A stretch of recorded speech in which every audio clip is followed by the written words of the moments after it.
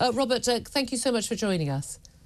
Morning, Julia. Morning, what did you make of these figures? Because, big fall in net migration, down from a whopping 906,000 in the year to June 2023, down to 728,000 by 20% last year.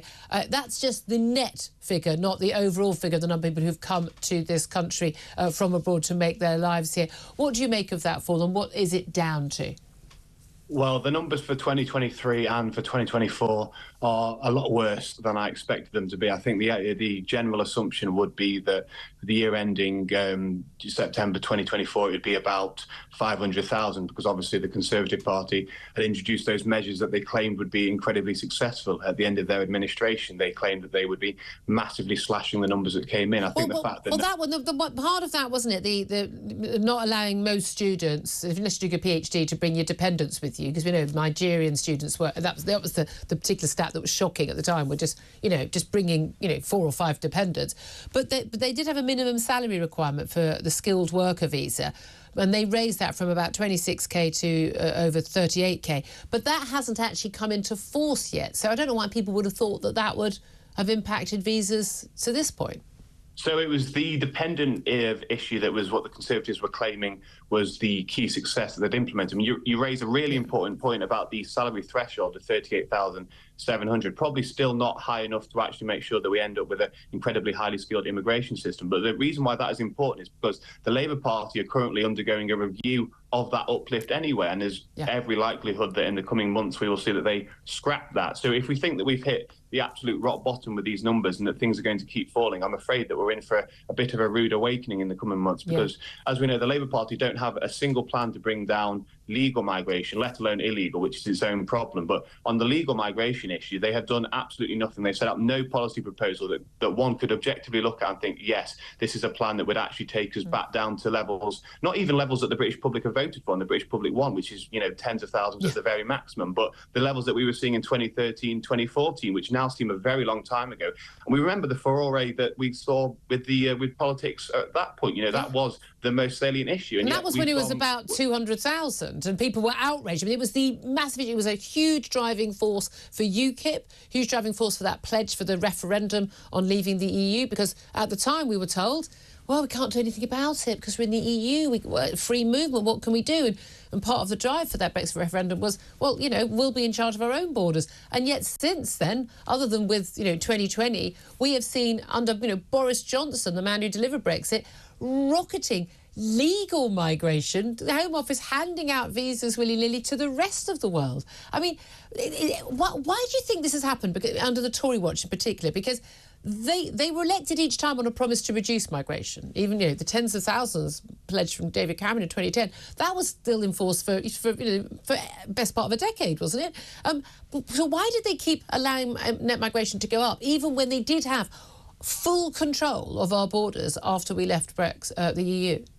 Well, they got too clever by half, because obviously the pitch during the referendum was to take back control. And if you look at Conservative briefings that were being sent around at the time, trying to justify the sky-high numbers that we started to see, the emphasis they were placing was, well, we do have control, and we've decided to go down this approach. We've decided to dramatically implement a really low salary threshold. We've decided to introduce things like the health and social care visa, which effectively has been a backdoor for incredibly low-skilled immigration that a lot of the time they were bringing with them 2 or 3 dependents per visa. So what the Conservative Party did was they allowed themselves to get captured by kind of lobby groups in the health and social care sector, and to kind of be presented with worst case scenarios that they fell for hook, line and sinker. And rather than actually listen to the very clear command that they were given by the British public to bring down migration, they decided to tell us that all we wanted was control. We wanted this abstract notion of control, that it didn't matter if we were seeing hundreds of thousands coming in, because we had control. Because we had control, points-based system, but then the points set too high.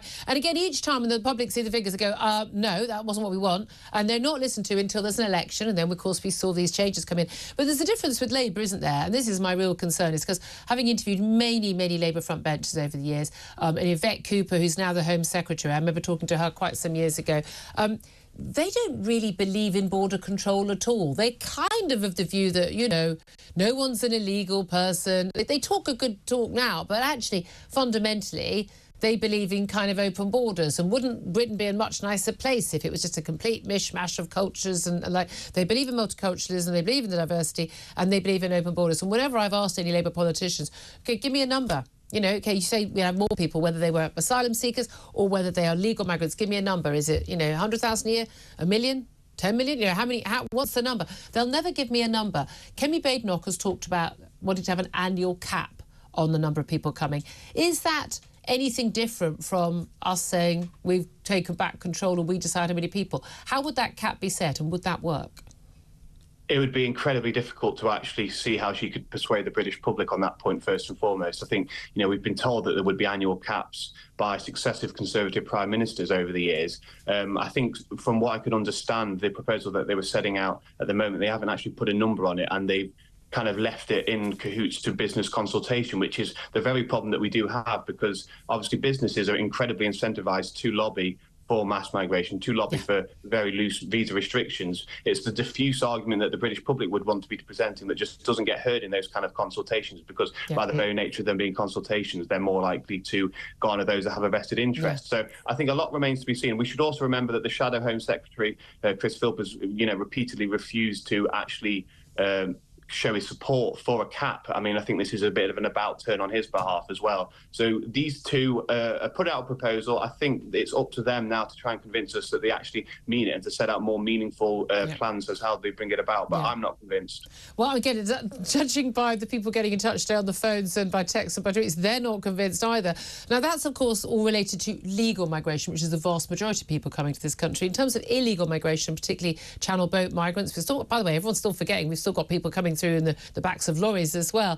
Kemi Badenoch also said yesterday in this major policy speech that, even coming out of the European Convention on Human Rights, which is something that was a pledge from her closest rival, Robert Jenrick, during that campaign for the Tory leadership, she said that may not even be like the most radical thing they could do. They could even go further than that. They should have a complete review of the whole policy. I mean, that's encouraging, I think. But do we need to come out of the European Convention on Human Rights to tackle the illegal migration problem?